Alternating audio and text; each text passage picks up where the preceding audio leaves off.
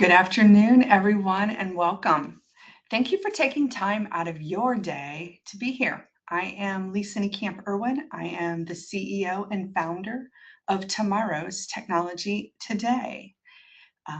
And we have, for the next 20 minutes or so, going to talk about something that's probably already touched your business, or maybe a business that you know about. Or maybe you haven't even realized that this is going on. But business email compromise, it's the number one threat, and it can be a business devastating event for businesses. So we're going to cover what it actually is, what it looks like in the real world, the warning signs your team might be missing, and why smart, careful people still fall for it, and what you can actually do about it without turning your office into Fort Knox. So let's jump in. So let's start with why this matters right now. Last year alone, the FBI's ICC, which is the Internet Crime Compliance Center, reported just over $3 billion. That was $3.04 billion to be exact in losses just from business email compromises. That's not ransomware. That's not some exotic hacking scheme.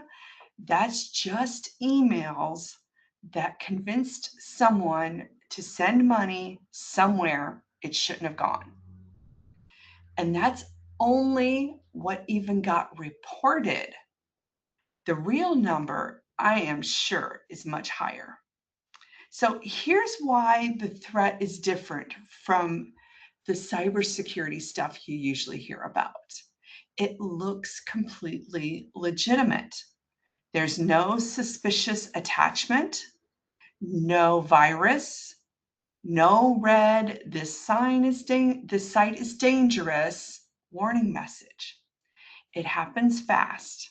And we're actually only talking about minutes, not something that's long and drawn out. And because of that speed and that legitimacy, it's often invisible until it's way too late. The money's already gone. And it's gone that you can't even get it back. And that's the trap. So let's talk about what it actually is. So let's start by defining exactly what we're dealing with. Business email compromise is not hacking in the way most people picture hacking. Nobody's breaking through the firewall or writing malicious code. It truly is just an impersonation. The cyber criminal poses as someone you already trust. And that's genius, right? A vendor you've worked with for years, your CEO, even your bank. And they've convinced you or someone on your team to send money or sensitive information somewhere it should never go. No malware is required. And I'll say it again, that there is no malware. Nothing is installed. There's nothing to clean up on the computer. It's just a convincing email.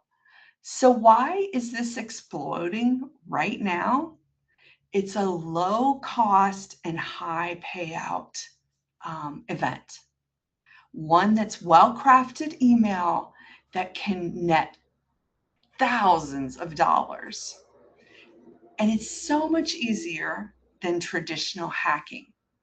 No technical break-in required, just a believable story.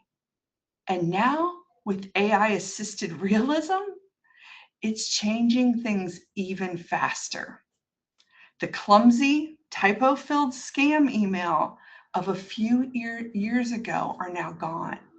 Today's messages can match tone, formatting, and even the writing style, making them harder and harder to spot. Let's look at what this actually looks like when it lands in the inbox. I want to walk you through 3 patterns we see over and over, because once you heard them, you'll start to recognize the shape of these attacks. First, the fake invoice.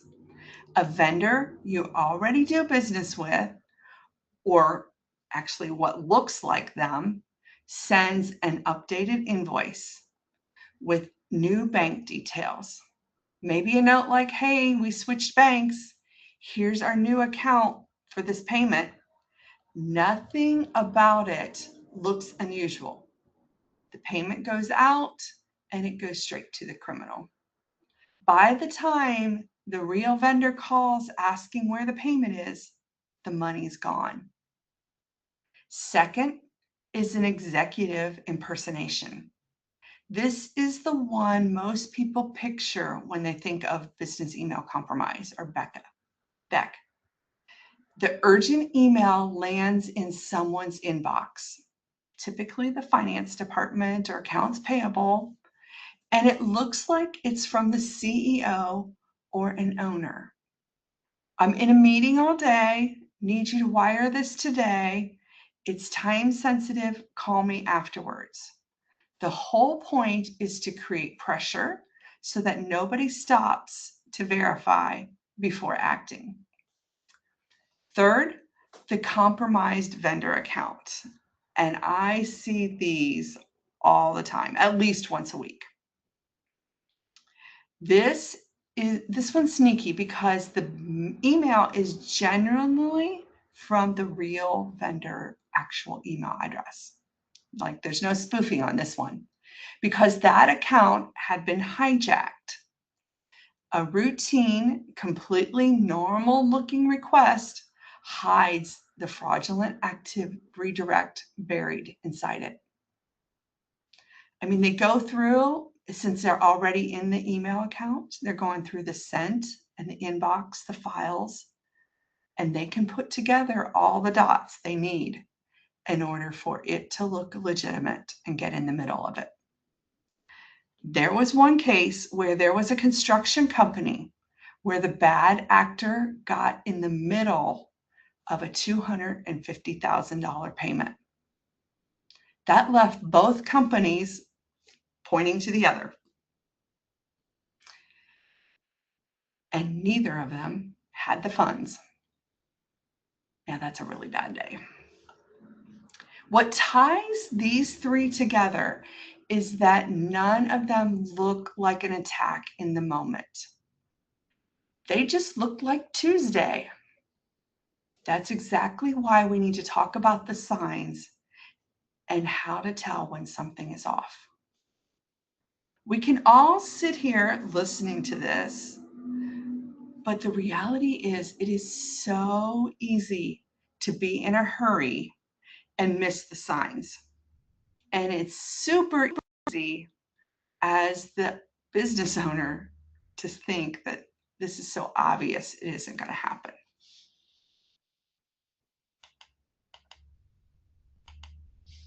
So, what should your team actually be watching for? There's 4 things. First, a slightly altered email address, one swapped letter, one extra character, or a domain that's almost or not quite right. You know, you have something like johnsmith@company.com, where the company is spelled COMPNAY.com. This is so easy to miss if you're just skimming. Second, this is the one that almost nobody checks. The reply to address doesn't match the sender. The email might display the right name, and even when looking at the address at the top, but when you hit reply, it routes somewhere completely different. I'd encourage everyone listening to this to actually go look at a real email later today, and just so you know how this works.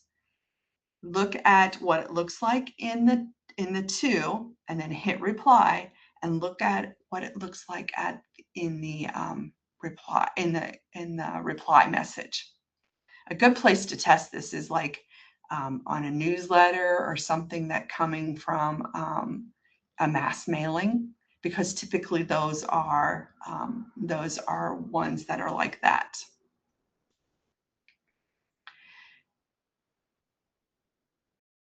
The third is actually unusual timing or urgency. Late night emails, weekend requests, anything with a do this right now tone. Real businesses don't move at that pace. And a lot of times what they try to do is get at the top of the inbox. So if they send it at 3 a.m., a lot of times that is the most recent email when you come in the morning. So our fourth is a sudden payment details change, like a new bank account information attached to an other familiar invoice. That combination, the familiar invoice and the unfamiliar bank info, should be an automatic pause and verify moment. Individually, any one of these might have an innocent explanation. But when you see one of these signs, that's actually the moment to slow down. Which brings us to why these tricks work on smart people in the first place. So here's something I want to really clear about before we go any further. Failing for one of these isn't about being careless or unintelligent. These attacks are engineered on purpose and to bypass good judgment. There's actually 3 psychological levers at work here. First is urgency. This needs to happen right now, removes the time to think or verify. When someone feels rushed, they stop double checking and they just start executing. The second is the trust. The email poses as a boss, a longtime vendor, or a bank, someone your employee would never normally question. The attacker is borrowing trust that it took years to build. And the third is the impersonation, matching the tone, the signatures, even the writing style, convincing enough that nothing feels off. Putting those 3 together, urgency, trust, and impersonation, and you get a message that feels completely normal to act quickly on. That's the playbook.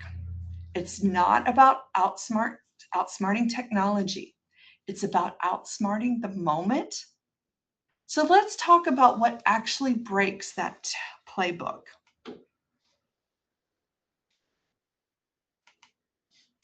There are 3 layers that actually stop this, and none of them require turning your office into an IT fortress. So layer 1 is training, not a simple annual training that everyone forgets by March. You gotta have realistic, regular awareness training so that your team recognizes red flags before they click or wire anything. Cadence matters more than just one session. Layer 2, if you remember nothing else from today, remember this: verification. A phone call, not the reply email, confirms payment or banking changes. This is the simple, highest leverage habit you can build into your business, and it costs nothing. If a vendor changes their bank account info, call them at the number in your Rolodex, not the number on the email, and not not doing it through email. Confirm before you pay. Encourage your accounts payable department to be very vigilant. Like we do not pay from a link on an invoice from an email. We have ours all set up so that either we're paying through the vendor's portal or we're paying through what we've prearranged in an ACH system. So very planned and planned out vendor payments. You've got to be diligent about that. Layer 3 is about security. Email filtering, multi-factor authentication, and ongoing monitoring can catch what slips past the human judgment. Because even with great training, people are still human. None of this requires a massive budget, but it does require consistency. It requires due diligence. So let's talk about how to turn that into something your whole team can actually follow. To beat this battle, you don't need a complex security program. You need a few rules that everybody follows every single time, no exceptions, including you, the owner. You've got to do this in the pattern. So first, dual approval. Any payments over a set dollar threshold, and you pick that number that makes the sense for your business, require a second person to sign off on before it goes out. Second, verbal verification. Banking or payment changes that get confirmed by phone, never by email alone. This is the same habit from the last slide, just written down as an actual policy so that it's not optional and it's easily, that way it's not forgotten under pressure. No email only changes. Any sensitive requests, banking info, wire information, ACH changes, vendor changes needs to happen from a second channel of confirmation before anyone acts on it. These 3 rules fit on a single page, and you don't need 20 pages of policies that nobody reads. You just need 3 habits that everybody actually follows. So if you remember exactly one thing from today, let it be this. Slow down, verify by phone, and trust your training. That's really the whole talk in one sentence. Everything else we covered supports that one habit. Know what business email compromise actually is. Learn to spot the warning signs. Verify before paying, and put your policies in writing so they outlast anyone's personal memory.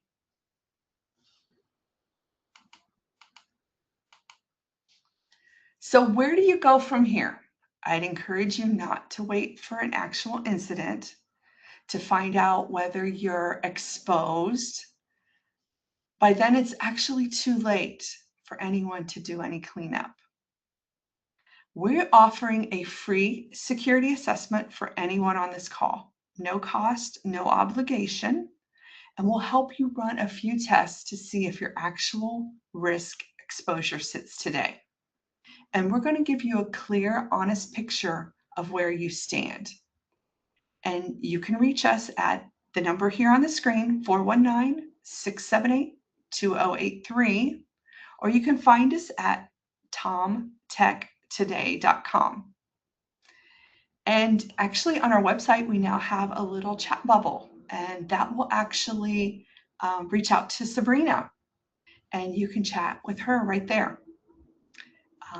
With that, I want to open up some questions here. Let's see what we got. Oh, Hey, Darren, I see you. Thanks for joining today. So let me read here. Darren is asking, why can't spam filtering detect something like this? So in our world, in our Microsoft 365 world, we call that part of security and hardening. And unfortunately, not all technology providers understand all the policies of, setting those up in security and compliance. So, you can do some hardening inside that tenant to be able to help filter out some of these things. There's two subscriptions that really help with this, but you can have the subscriptions, but you also got to do the policy setup on the back end of it. The Business Premium and the Defender for Office 365. Those two subscriptions enable a section in your tenant, enable additional policies in the section in your tenant of the security and compliance. So some of the things that enables is tagging external senders. It will flag emails if this is a first time sender to your inbox. There's also a really cool feature that comes with these subscriptions called Zap. And what it does is whenever somebody uses that report phishing email, if that email has been sent to everyone in your tenant or anyone in your tenant, it actually zaps, removes that email, and deletes it from their inbox. I actually saw this in the works. So we had received a phishing email from a vendor. A vendor had a compromise. It sent out a phishing email, and I caught it. I saw it, and I actually did the report phishing on it, and then was actually talking with one of the account managers, and we were talking about, did you see the phishing email from the vendor? And they're like, yeah, I remember it coming in, but I don't see it anymore. And that's when we put everything together and realized how that Zap works and how it clears it out of everybody else's inbox, so nobody can click on that email. So that's pretty cool feature, and that has to be enabled through the security and policy, and everybody has to have that subscription in order for that feature to work. So thanks for that question. Looks like we're pretty much wrapped up here. I want to thank everyone, honestly, for joining me today. And if you're actually, this is being recorded, so if you're one of those that watch the re-recording, please reach out to us. We would love to help. Let's talk about how we can help protect your business. With that, we'll call it a day. Thanks, everyone.